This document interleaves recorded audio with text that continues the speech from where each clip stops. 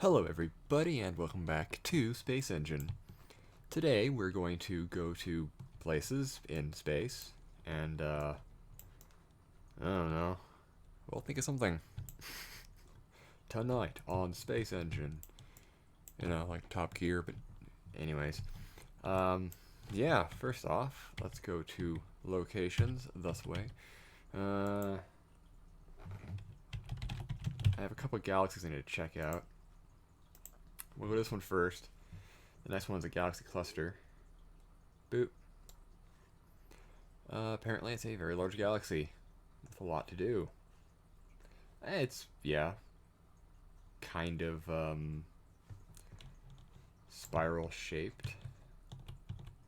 I wonder, how far away is this from the Milky Way? Where's the Milky Way?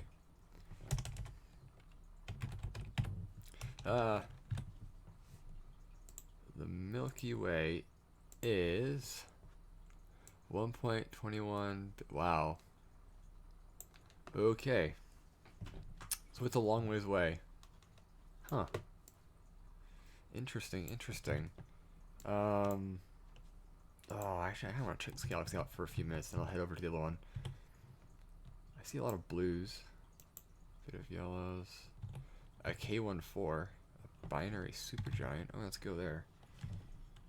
Zoop. I like checking. Let's check out some supergiants up close. Ooh, look at you. What have we here? Oh. Oh, for goodness sake. It's a little cluster of planets. Huh.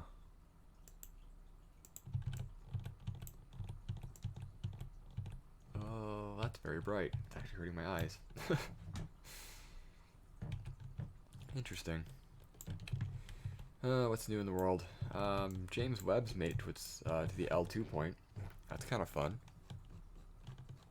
I'm actually kind of fond of the James Webb Telescope. I'm glad it's got there in one piece. All is well. Blue stars. What's that? Is that a nebula?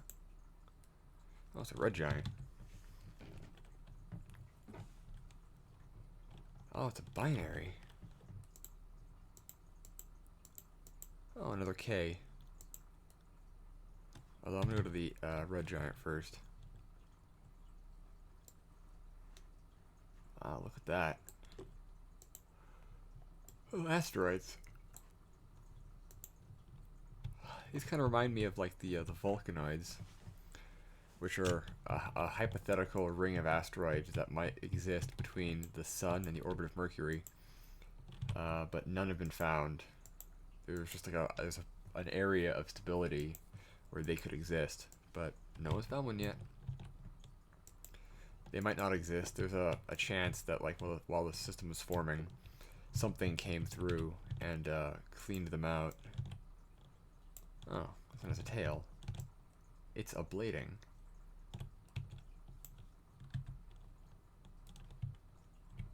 But you never know. There could be one there. There are some asteroids pretty close to the orbit of Mercury, so the Vulcanoids could still yet exist. But much like the planet Vulcan, in which they're named after, which did not exist, you never know. Yeah, because Vulcan was like, oh, okay. Vulcan was this planet that was supposed to have existed, or that was thought to have existed, like, on the opposite end of the sun, but it never did. So they decided again. Then they like when Mercury was found, or when Mercury was observed, they were like, nah, it's not Vulcan. Then somebody was like, oh, I think I saw Vulcan behind Mercury, but it's like, no, you didn't. So, Vulcan does not exist. But, named after the island of, oh, actually, no, wait. Yeah, it's an island called Vulcan, named after the god fellow, who was like a forge for the, for Zeus and all that. I don't know, it's Greek mythology. And Star Trek, was like Vulcan, and it's like, cool. Star Trek is weird because we have species that just use straight up human things. Like Vulcan, straight up human name. Romulus, that's human. And the Romulans are actually like Roman, which makes it funnier. So you have aliens that have two planets named after Romulus and Remus, the brothers that built Rome, and they behave like Romans. So it's like, I wonder if they're based off Rome. Turns out they are. And then we're gonna carry on with Yellow Dwarf. Nah, go away. What's this? A lot of binaries. Oh, a Wolf Rat Star. Cool. Sorry, I just woke up from a nap. So, yeah, a bit of a yawn going on there. Because I can't, oh. Whoa. I can't drink caffeine, like, at all. So I can't do coffee, I can't do energy drinks, I can't do, dark teas. So I essentially, it's like when I'm tired, I have to either just deal with it, or I take like 20-minute naps every now and then to fix that problem, because I can't artificially keep myself awake using caffeine, which kind of sucks because I miss coffee. But oh well. Carrying on. Blue main sequence. Blue main sequence. North Planets 14. 8. Orange dwarf. I do like me a K star. Look at these wonderful worlds. Oh, warm arid Subterra. Well, don't you look pretty? Pretty beat up. Damn, look at those craters. Very cratery surface. Ugh. As we slam into the ground at 1,000,000 miles an hour. There's the galactic plane. Like 7 kilometers above the ground. Oh no, that's my surface altitude. Ah, I get it.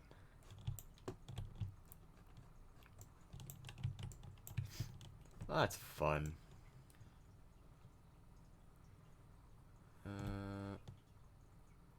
There we go. This is a crater rim no one else will ever stand on. Yeah, there we go.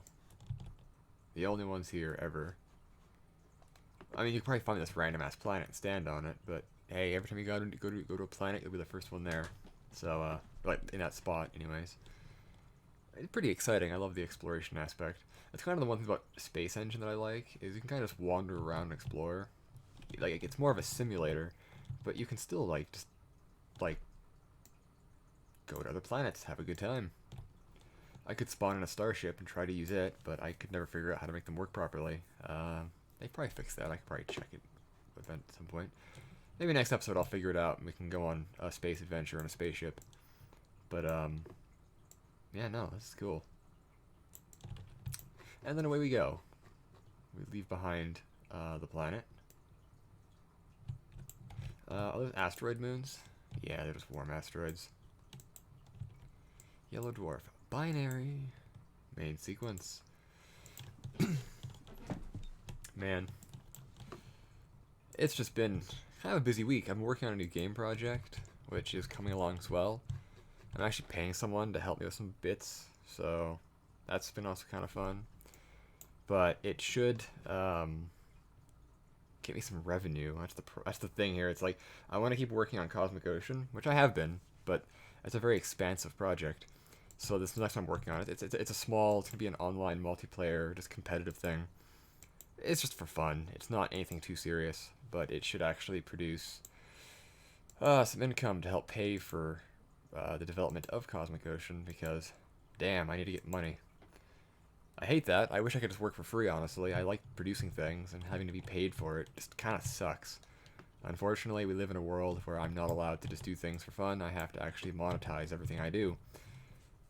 Within reason. I will not monetize my YouTube channel because I hate Google ads.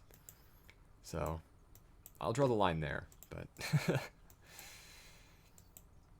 I actually had some people tell me I should do like YouTube videos where I just do voice acting stuff. And it's kind of because I have this one voice I can do. It's like a deep voice. It's like a radio announcer voice. And people tell me it sounds like the Halo announcer. You know, the guy who's like, double kill, extermination, triple kill, you know, stuff like that. And when I really, like, get it, then yeah, I do sound like him, and it's kind of funny. But I have to kind of, like, be in the zone. I can't always do it. Sometimes it sounds crappy, sometimes it doesn't. Although if I'm playing a crab game with friends, because it has voice proximity chat, I basically exclusively use that voice to harass people because it's funny. And they think I'm doing like a soundboard until I start talking about them specifically, and they get all freaked out because it's like, you know, yes, I do in fact sound like this. And it's like, oh, and it's like, eh. Actually, what were some of the lines of the Halo announcer? I like haven't played that in so long. I know there's like double kill and triple kill. I don't know. Double kill, triple kill. In theaters now, coming this summer. Stuff like that. But my throat's a little dry right now, so I can't do the voice perfectly, but you get the idea. And it's like, I don't want to do just YouTube video voice acting. As funny as that would be. But no. The funniest thing is, when I was a kid, my voice was incredibly high-pitched and incredibly annoying. And then, you know, I got hit, like puberty hit me like a truck, and my voice went, like, immediately to what it is now. And it's like, oh boy, it's no longer annoying. I mean, it still kind of is annoying, but it's less annoying. People seem to like my voice. I don't understand why, but I'll go along with it. Oh boy, subglacial, multicellular life. Frigid airless aquaria. Mini aquaria. Ah, damn it, I need tea. I can't do the voice right now, I just woke up. Actually, that's one joke from Rick and Morty that I actually find genuinely funny. It was one of the episodes when they were just doing random, like they were watching like episodes or TV shows and commercials from other universes, and it was all improv. And there's that movie trailer, and it was just like, in theaters now, coming this summer. And it's like that one joke I just find profoundly funny. Because it's like, well, which one is it? Is it in theaters now or is it coming this summer? So I actually will frequently use that one to kind of just like to warm up the voice. Because it's just like, you know, in theaters now, coming this summer, in a world. Oh, I screwed that up. Yeah, when I really like warm it up and like drink something beforehand, I can get like the perfect tone and it sounds great. But right now I can't really do it. But I think it's funny. But yeah, when I'm playing a crab game, I do that to annoy people. And apparently the voice also sounds similar to... Oh, do I want to bring this up? It's a video that people frequently spam into the Discord bot when we're in chat because it's horrifically annoying. And quite disgusting if you pay attention to it.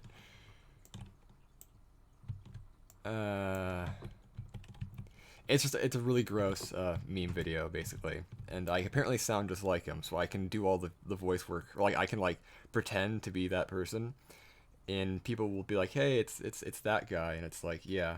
And then I start talking like about them. They're like, they get really freaked out. So I have no idea why I'm not gonna say cursed, but given the ability to do that voice. Like I have a friend who can do like Patrick Warburton. I think Patrick Warburton?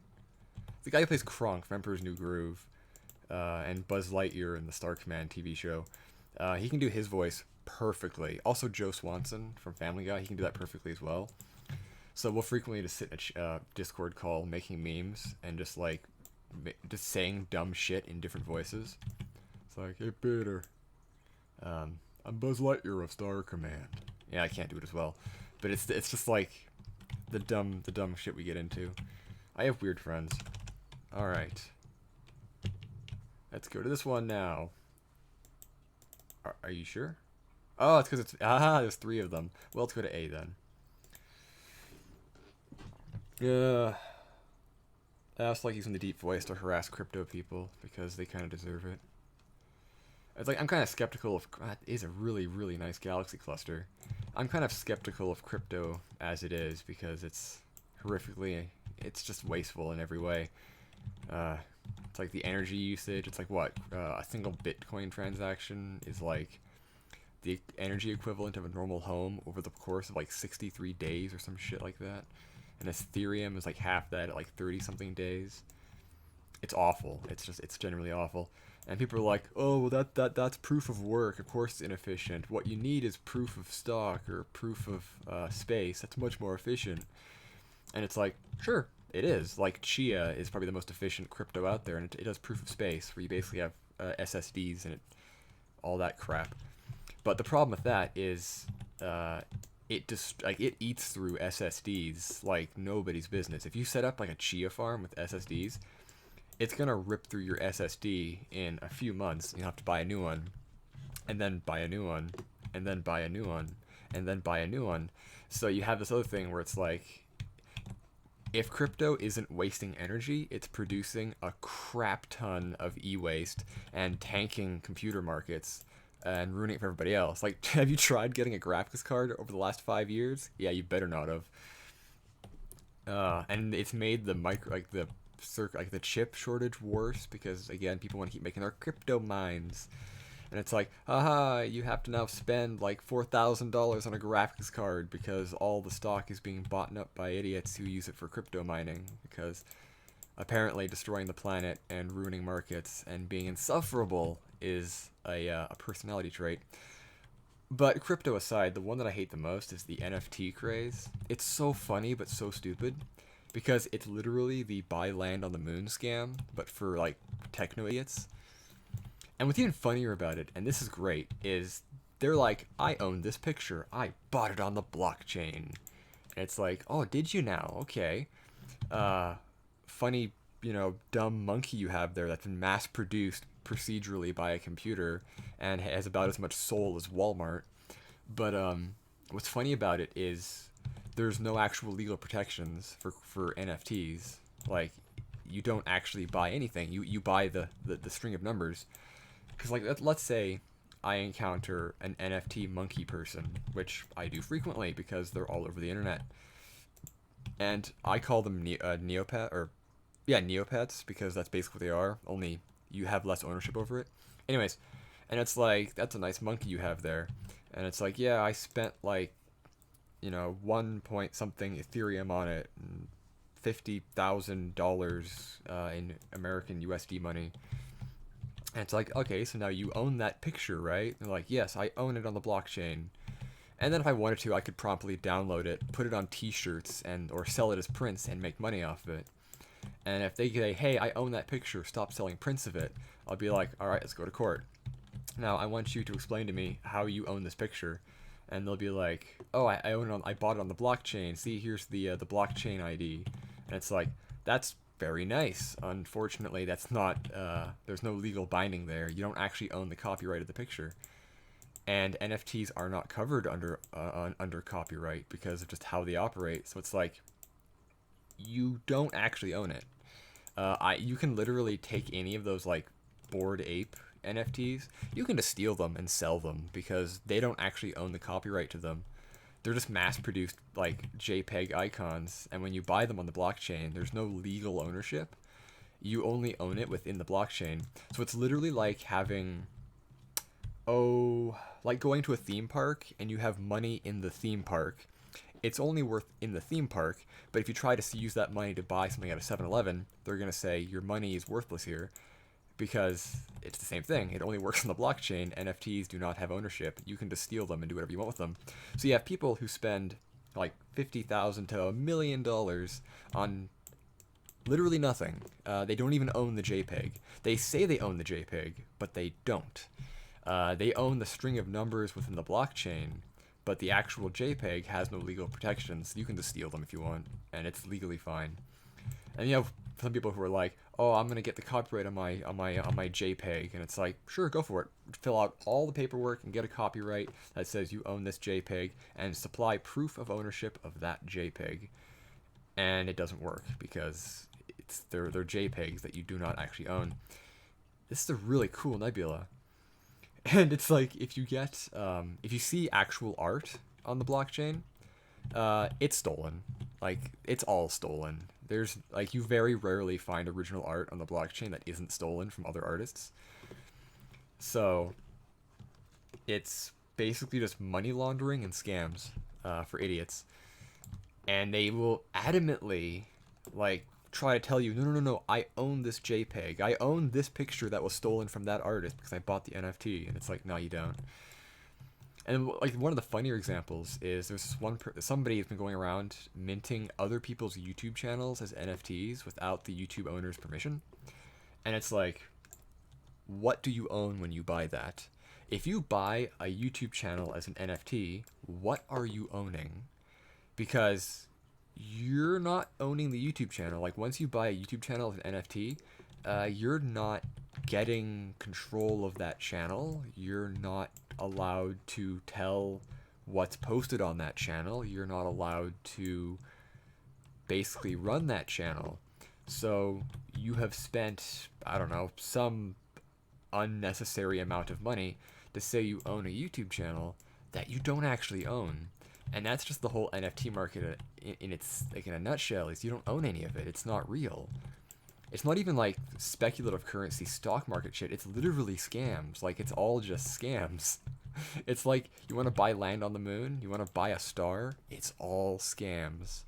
You want to buy the Brooklyn Bridge, a piece of it. Again, a scam.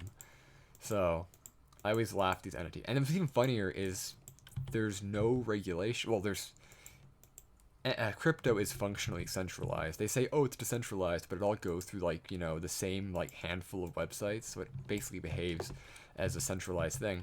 And people will like have their crypto stolen, and it's like, what are you gonna do?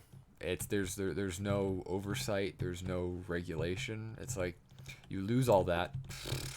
Whatever, a crime hasn't actually been committed because there's no legal framework for it. You have people who lose their life savings in crypto, and it's like, sorry, mate, you chose to fall for a scam, so that's your own unfortunate outcome, and it is very depressing, but you can't do much more about it. Like in the future, crypto will probably become something viable and functional, and I will stop complaining about it. But NFTs, there's a reason why it's only largely used by scams and money laundering, because there's not much else you can do with it. It's not actually, there's no such thing as digital scarcity. They're like, there's digital scarcity. No, there isn't. Like it's not real, and no matter how many times you say it, it's not real. Like money isn't real, it's a concept, but at least there's physical banknotes you can use. With NFTs, there's nothing physical, it's not real. Oh, you can have physical NFTs. No, it doesn't matter. It's a fake contract between people on the blockchain saying you own something without any legal representation. It's so dumb. But then again, there's a sucker born every minute, and every scam, well, we'll see what happens in the next 10 years. A new scam will crop up. Until then, don't buy NFTs because they're not real. Don't buy land on the moon, it's not real. And don't buy stars, also not real. Anyways, we'll explore more of this galaxy probably next time. I just like making fun of them because I get crypto people like talking to me all the time, and it's really annoying. So I'm just like, this is just a vent because I find them so irritating to talk to, because it's like talking to a Jehovah's Witness or any other kind of scam artist or some kind of like irritating telemarketer or a cult prep person. It's like, no, I do not care about Heaven's Gate. Please leave me alone. So I'm mad at them because they annoy me on a daily basis. God, I hate them. Anyways, that's been 24 minutes, so thank you all for watching. I hope you enjoyed. Let me know if you have any other things you want me to talk about or go to. I'll do whatever, who, what, where, when, why, how. If you like NFTs and crypto and are mad at me, I apologize. But that's just my opinion. We're all allowed to have opinions. Please do not at me. I do read comments, but I will probably not respond to crypto people telling me why I'm wrong, that their unviable economy is good and their energy sucking e-waste producing, scam enabling, money laundering scheme is somehow good for humanity. So just don't. I don't care. I don't want to hear about it. Tell me about your pets. I like that. Tell me about a project you're working on. I don't know. Have you helped anybody recently? Good on you. So thank you all for watching. I hope you enjoyed. And space.